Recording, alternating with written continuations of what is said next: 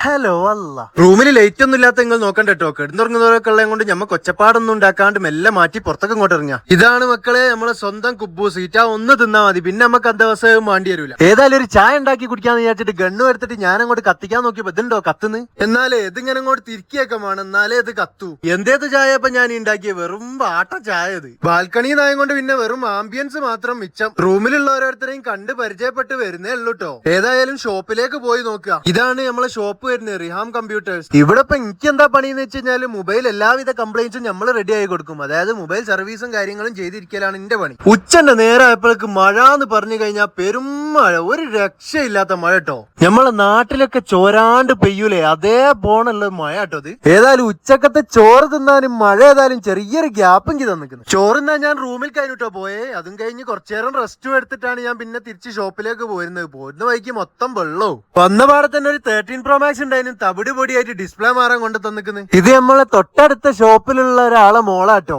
മോളെന്നും നമ്മളെ ഷോപ്പിലേക്ക് വരും. എന്നിട്ട് എന്തെങ്കിലുമൊക്കെ വർത്താനവും പറഞ്ഞ് ചിരിയും കളിയായിട്ട് ഓള് കുറച്ചേരം അങ്ങനെ നിൽക്കും. പോരാത്തതിന് പോകുന്ന സമയത്ത് ഇതുപോലെ ടാറ്റയും ബൈബൈയും ഒക്കെ തന്നിട്ടേ മോള് പോവുകയും ചെയ്യും. ആ ഒരു സമയത്ത് അതിനൊരു ഐപാഡ് വന്നിട്ടുണ്ട്, അതിന് ഡിസ്പ്ലേ മാറാൻ. കഴിച്ചിട്ട് ഇങ്ങോട്ട് കിട്ടുന്നില്ല. അവസാനം ഞാൻ ഇങ്ങോട്ട് പറിച്ചിങ്ങോട്ട് എടുത്ത് ഡിസ്പ്ലേ മാറ്റി കണ്ടീഷൻ ആക്കി കസ്റ്റമർ കാർഡ് കൊടുത്ത് പോകുന്ന വൈക്ക് ഏതായാലും നല്ല ചിക്കൻ കറിയും പൊറാട്ടയും പള്ളർച്ച് തിന്ന്. ഷോപ്പിന്റെയും ഫുഡിന്റെയും റൂമിന്റെ ഒക്കെ കാര്യങ്ങളൊക്കെ ഇനി ട്രാക്ക് കയറി വരണം. ഞമ്മക്ക് ഏതായാലും പിന്നെ കാണട്ടോ.